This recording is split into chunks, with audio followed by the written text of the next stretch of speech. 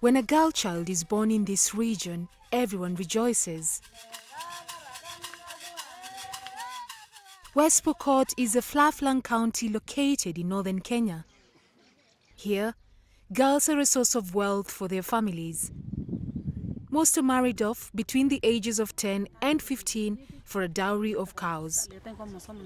The first thing, the men, including me, but currently I've changed. You will find that the men would say, I'm sure I will get 20 or 30 cows. If you have more boys, you seem to have very few animals. But if you have more girls, you are sure of becoming a rich man. But not all these girls feel lucky they belong to this community. Female genital mutilation is widely practiced in Pokot culture. The cultural practice is seen as a rite of passage into womanhood. Once circumcised, the countdown to the girl's marriage follows soon after. Most times, robbing them of the opportunity to determine their lives. Most of all, robbing them of education. If this girl stays in school up to Form 4, still there is that challenge of being forced into marriage. The parents will say, no, you have completed Form 4. What are you still waiting for? It's your time now to get married. All your peers have gotten married. What are you still waiting for? You're still wasting time. So the girls, you find that they're being pushed into marriage. There's that pressure also from their friends. Because of this, a majority of girls are forced to flee home in search of freedom at tender age, like Faith Chepkorir. Some make the move days before the ritual. 23-year-old Faith had bigger dreams. She aspired to further her studies. Our firstborn sister undergoes circumcision and immediately got married. After she got married, my father announced that it is my turn to be circumcised. I had to make a decision to escape such a situation. I took 2 days on my way escaping, and on my way I find a grandma whom asked me some questions because I was lost. Then he gave me direction to a rescue center, Morpus Primary School. The Morpus Primary School, where Faith ended up, is a brainchild of World Vision. The school is known to the community as a rescue center where girls like Faith have accessed second chance education while in primary. Currently, it accommodates about 290 girls. Pokot South, we received one last 3 weeks ago. The fate of the girl is determined by the parents. Until when they have undergone school now, this is the time the girls are able to speak because they have known their right. You know, when we have seminars through World Vision, they are educated on their right. So they have known their right. Nobody will temper now with Faith. Nobody will say, I want to marry you. Those who perform well are later admitted at St. Elizabeth Girls Secondary School. St. Elizabeth was invented when Margot Day, a vice president at Microsoft, met 35 of these rescued girls in West Pokot in 2009. During Margot Day's visit to the region, she learned children would graduate primary school and had no place to go, so she swung into action. 2 years and $300,000 later, about 472 girls now attend St. Elizabeth Secondary School. However, not all the girls enrolled here are disadvantaged. We are taking girls even from the normal families that are not forcing them into marriage. And now with this high population, it's also helping the school in maintaining these other girls who have been forced out of their homes. Faith successfully completed high school.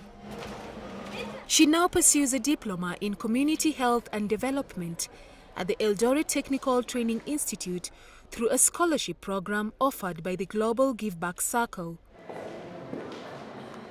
For 10 years now, the organization ensures girls have intensive mentorship and ICT training during the vulnerable gap period after high school and before university.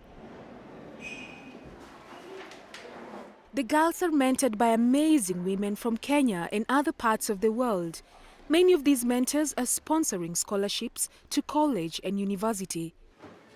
The Global Give Back Circle opportunity landed in West Pokot when Margot Day met Linda Lockhart, the founder of the circle. And when Linda learnt about the girls at St. Elizabeth, she knew that her group could make a profound difference. They also get to go through different courses, including agriculture, hairdressing, cookery. This is just to ensure that when they go to the university and colleges, they actually have some skills that they can use to earn money. Some of these girls left children at home. Before they were rescued, before they actually ran away from their marriages, they had children. So they also need to make sure that they're supporting these children. The Global Give Back Circle also aims to transition girls from beneficiaries to benefactors by instilling a give back ethos. Faith's way of giving back to society is by protesting for the end of FGM.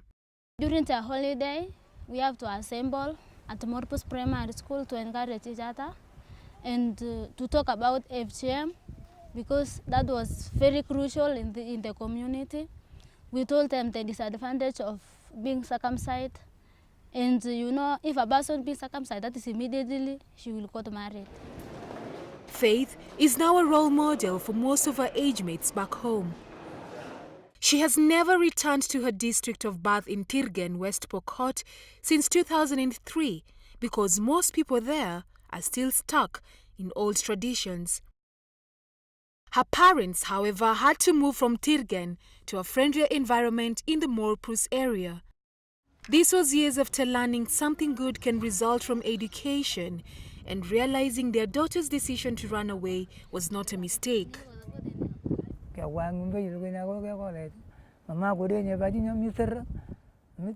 I am very grateful that my daughter is now educated because she will be able to support us in future, and I will make sure that Faith's younger siblings will all go to school.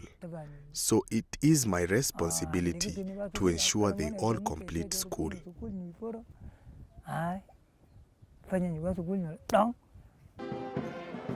In October 2016, the Global Give Back Circle held a parade dubbed Educator to celebrate the advancement of women and girls, especially in West Pokot. The event was held in Kenya's Karura Forest, located in Nairobi. KPMG is a founding sponsor of Educator Parade, along with 7 other private sector organizations in Kenya. This year's parade raised over $250,000 in scholarship for girls like Faith. Faith and other rescued girls are happy they can now get to choose a spouse they want, rather than have their parents pick a man they don't love for their life partner.